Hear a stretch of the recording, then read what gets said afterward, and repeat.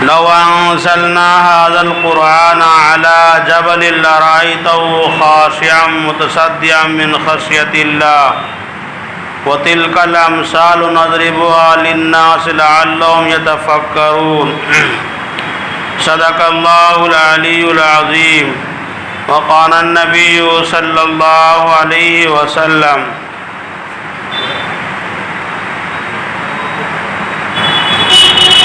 اقرأوا القرآن فإنه يأتي يوم القيامة شفيعا لأصحابه او كما قال علیہ الصلاۃ والسلام۔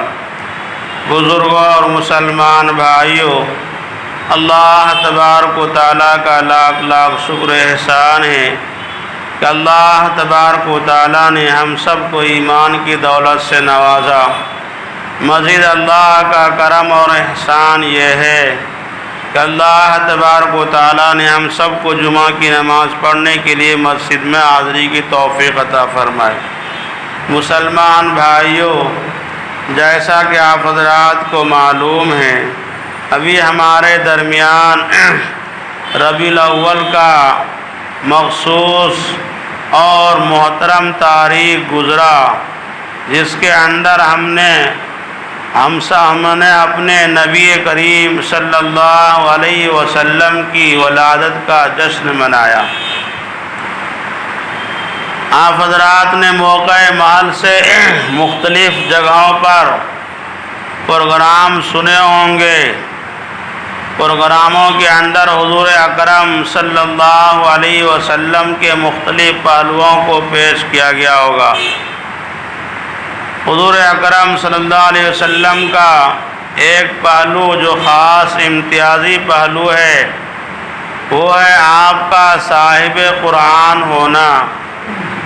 آپ صلی اللہ علیہ وسلم کو اللہ تبارک و تعالیٰ نے بے شمار معجزات سے نوازا۔ آپ کی ذات سے، آپ کے ذریعے سے اللہ تبارک و تعالیٰ نے بہت سارے معجزہ کا اظہار کیا۔ معجزہ کہا جاتا ہے نبی کے ہاتھ سے، نبی کے ذریعے سے ایسی چیزوں کا ظاہر ہونا جو عام طور سے نہیں ہوتا ہے۔ دنیا کا دستور ہے کہ عام طور سے ایسا نہیں ہوتا ہے، لیکن آپ کی توسط سے، آپ کے وسیلے سے، آپ کے ذریعے سے وہ ایسا کام ہو گیا جو عموماً دنیا کے اندر نہیں ہوتا ہے۔ اس کو معجزہ کہا جاتا ہے۔ آپ صلی اللہ علیہ وسلم کا بہت زیادہ، بہت بے شمار معجزہ ہے جو آپ کی ذات سے صادر ہوا ہے، جس کو اپنوں نے بھی تصدیق کیا، غیروں نے بھی تصدیق کیا۔ جن کو اپنوں نے بھی مانا، غیروں نے بھی مانا۔ انہی معجزات میں سے ایک معجزہ آپ صلی اللہ علیہ وسلم کا قرآن پاک ہے۔ قرآن پاک خود اللہ تبارک و تعالیٰ کی طرف سے جو عطا کیا گیا ہے، یہ قرآن پاک خود اللہ کے رسول کے لیے ایک معجزہ ہے۔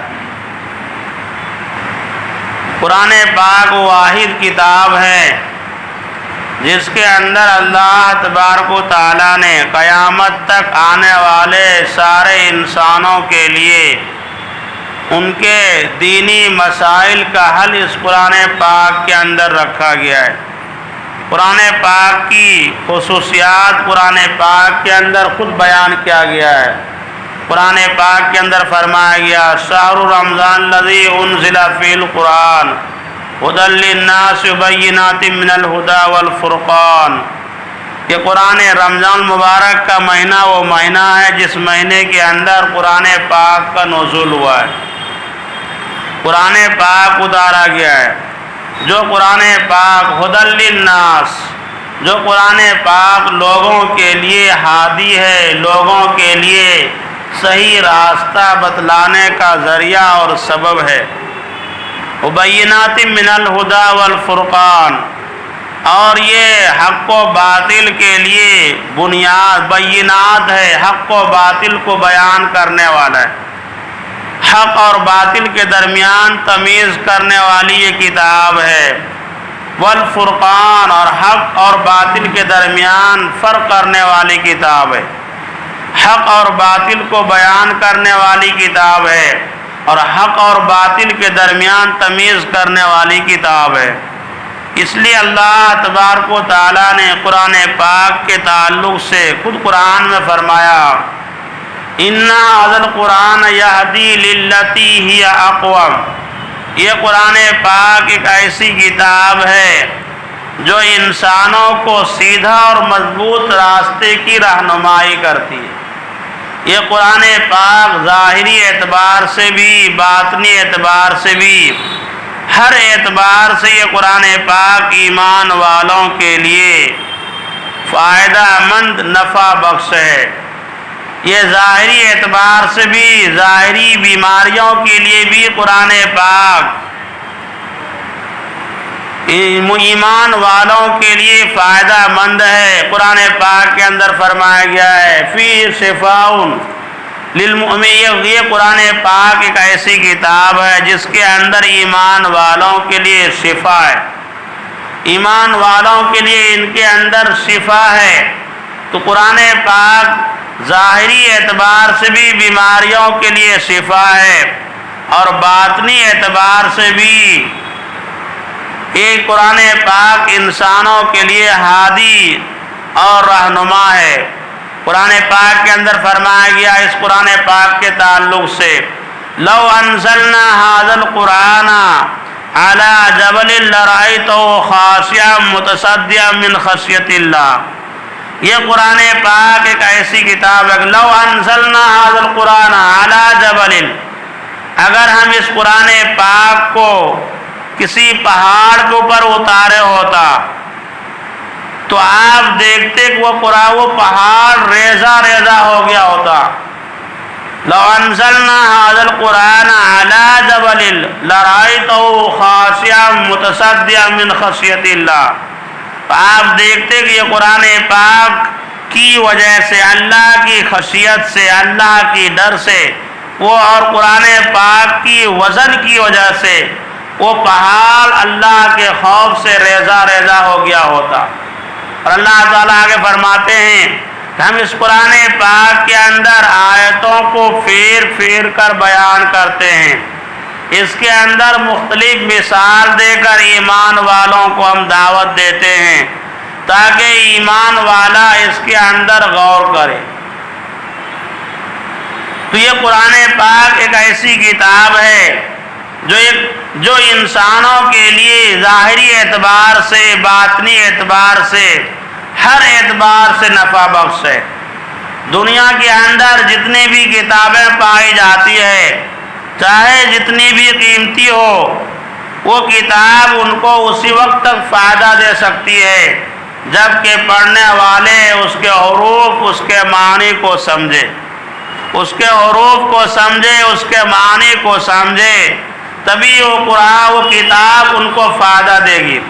لیکن قرآن پاک ایک واحد ایسی کتاب ہے جس کو پڑھنے والا چاہے سمجھے یا نہ سمجھے، اگر سمجھ کر پڑھتا ہے، معنی مفاہیم کو غور فکر کر کے پڑھتا ہے، یہ نور العنا نور ہے اور زیادہ بہتر بات ہے۔ لیکن اگر بغیر سمجھے ہوئے بھی پڑھتا ہے، زبان لڑکھڑاتے ہوئے بھی پڑھتا ہے، تو اس کے اندر فائدہ ہے پڑھنے والوں کا۔ حضور اکرم صلی اللہ علیہ وسلم نے فرمایا کہ قرآن پاک کے ایک حروف کے اندر ایک نیکیاں لکھی جاتی ہے، اور ایمان والا ایک نیکی اگر کرتا ہے تو اللہ تبارک و تعالیٰ اس کو بڑھا کر 10 کر دیتے۔ اور حضور نے فرمایا کہ میں یہ نہیں کہتا کہ قرآن الف لام میم یہ قرآن پاک کا ایک حرف ہے، بلکہ یہ 3 حرف ہے، الف ایک ہے، لام ایک ہے، میم ایک ہے، اس طریقے سے یہ 3 حرف بنتا ہے۔ تو کوئی آدمی الف لام میم لفظ کو قرآن پاک کا الفاظ سمجھ کر پڑھتا ہے تو ایسی صورت میں اس کو 30 نیکیاں ملے گی، 30 نیکیاں ملے گی۔ اب آپ غور کریں، کہ سورہ فاتحہ کے اندر کتنے الفاظ ہیں اور مختلف صورتوں کے اندر کتنے الفاظ ہیں، اگر ہم اس کو تلاوت کریں، چاہے دیکھ کر کریں چاہے زبانی کریں، تو اس کے اندر ہم سب کو کتنا نیکیاں ملے گی۔ قرآن پاک اس لیے حضور اکرم صلی اللہ علیہ وسلم نے فرمایا ترکت فیکم امرین لم تضلوا ما تمسکتم، کہ دیکھو لوگوں میں تمہارے درمیان دو چیزیں چھوڑ کر جا رہا ہوں، اور ایک حدیث کے اندر آیا ہے ترکت فیکم ثقلین، میں تمہارے درمیان دو بھاری بھرکم چیز چھوڑ کر جا رہا ہوں، اگر تم اس کو مضبوطی کے ساتھ پکڑ لو گے تم کبھی گمراہ نہیں ہوگے۔ وہ دو چیزیں کیا ہے؟ وہ کتاب اللہ و سنتی، اللہ کے رسول نے فرمایا اللہ کی کتاب اور میری سنت، میرا طریقہ، میرا رہن سہن، میرا چلنا پھرنا، میری پوری زندگی حیات، اس کو اپناؤ گے تو یہ دو چیزیں ہیں جو انسانوں کو سیدھے راستے کی طرف رہنمائی کرتی ہے۔ ایک حدیث کے اندر آیا ہے کہ ایک واحد کتاب ہے جو انسان کو بلندی تک پہنچاتا ہے اور دوسرے لوگوں کو یہ ذلت و خواری کے اندر مسلط کر دیتا ہے، یعنی جنہوں نے اس کتاب کو اپنایا، اس کو اپنے زندگی کا حصہ بنایا، اس کو اپنے زندگی کا جز بنایا، اس کی تلاوت کی، اس کے معنی مفاہیم پر غور فکر کیا اور اس کے مطابق انہوں نے زندگی گزارا، وہ دنیاوی اعتبار سے بھی آخرت کے اعتبار سے بھی وہ بلندی پر پہنچ جائے گا۔ اور جنہوں نے اس قرآن پاک کو پس پشت ڈال دیا، اس کی نہ تلاوت کی، نہ سیکھنے کا اہتمام کیا، نہ اس پر عمل کرنے کی کوشش کی، تو وہ ذلت و خواری کے اندر نیچے گڑھے کے اندر چل جائیں گے۔ اسی حدیث کی ترجمانی کرتے ہوئے علامہ اقبال نے ایک موقع پر کہا کہ وہ معزز تھے زمانے میں مسلمان ہو کر، آج ہم خوار ہوئے تارک قرآن ہو کر۔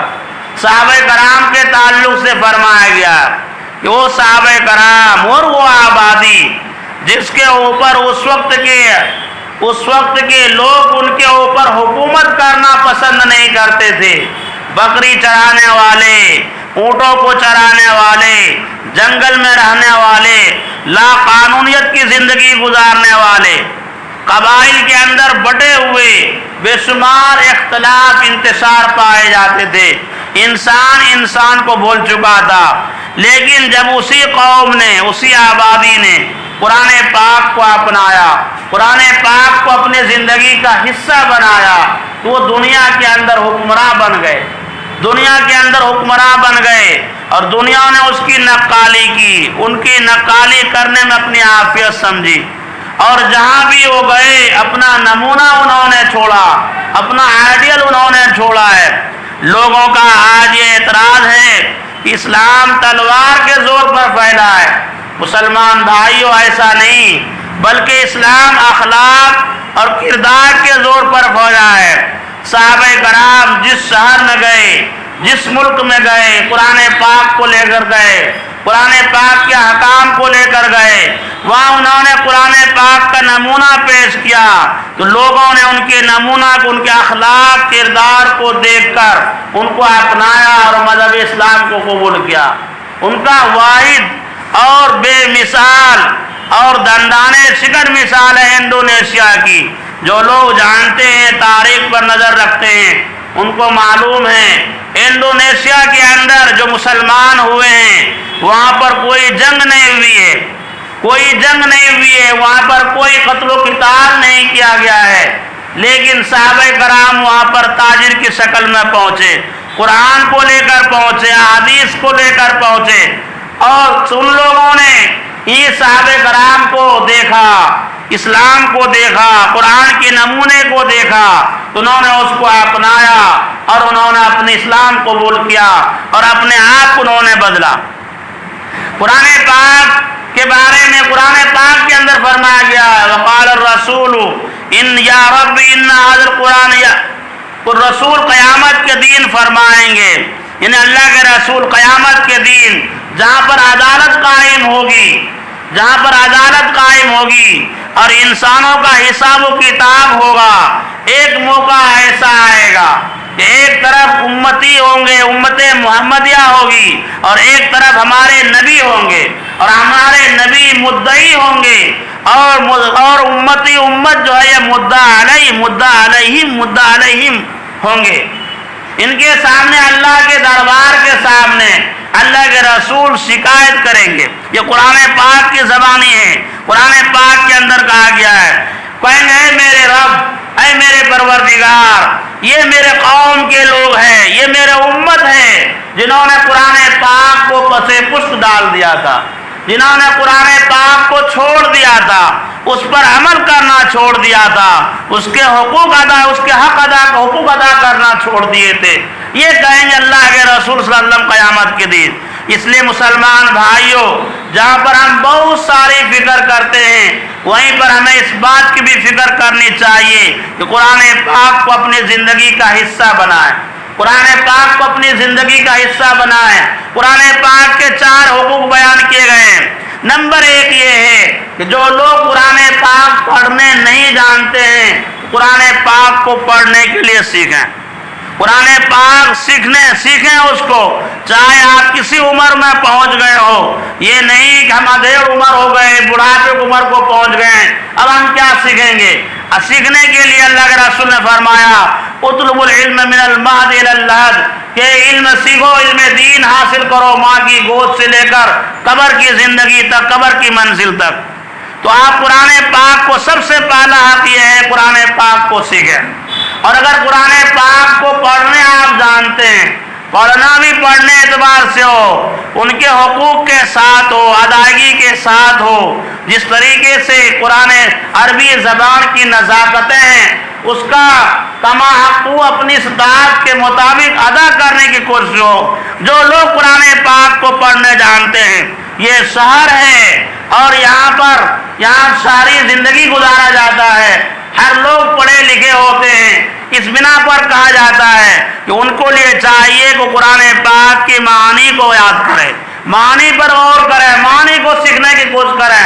ہر زبان کے اندر آج قرآن پاک ملتے ہیں، آپ جو زبان جانتے ہیں اس زبان میں آپ ترجمہ حاصل کر کے آپ اس کو پڑھ سکتے ہیں۔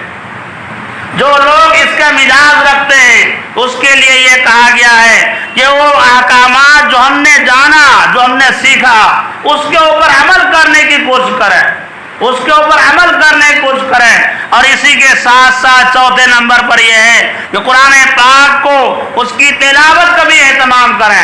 ایسا نہیں کہ ہم سیکھ کر چھوڑ دیے، بس ایک مرتبہ پڑھ لیے چھوڑ دیے، یہ نہیں، بلکہ وقتاً فوقتاً، بلکہ ہر روز انسان کو، ایمان والوں کو پڑھنا چاہیے، کاروبار والوں کو کاروبار پر جانے سے پہلے ایک ہی صفحہ کیوں نہ ہو قرآن پاک کو پڑھا جائے۔ دکاندار کو دکان کھولتے ہی آپ ایک ہی صفحہ پڑھیں، لیکن آپ پڑھیں۔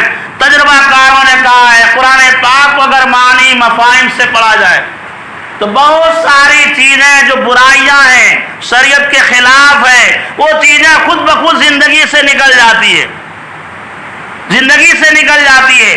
آپ سب کو شبہات کا دروازہ آپ کا لیے ختم ہو جائے گا، سب کو شبہات ختم ہو جائیں گے۔ آج یہ ہوتا ہے وہ مول صاحب یہ کہہ رہے ہیں، وہ مولانا یہ کہہ رہے ہیں، وہ جلسے میں یہ ہو رہا ہے، وہ یہ کہہ رہا ہے۔ قرآن پاک آپ کے لیے فیصل ہے، قرآن پاک بینات ہے، فرقان ہے۔ آپ قرآن پاک کو اپنا ساتھی بنائیے، اس کو پڑھیے معنی مفاہیم کے ساتھ، اور آپ عالموں کو، جلسے جلوس کو آپ قرآن پاک کے ترازو پر تولیے کہ کون حق پر ہے کون ناحق ہے۔ قرآن پاک آپ کو بتائیں گے، سیدھے سمت بتائیں گے آپ کو۔ اللہ تعالیٰ سے دعا ہے اللہ تعالیٰ ہم سب کو کہنے سننے سے زیادہ عمل کرنے کی توفیق عطا فرمائے۔ وآخر دعوانا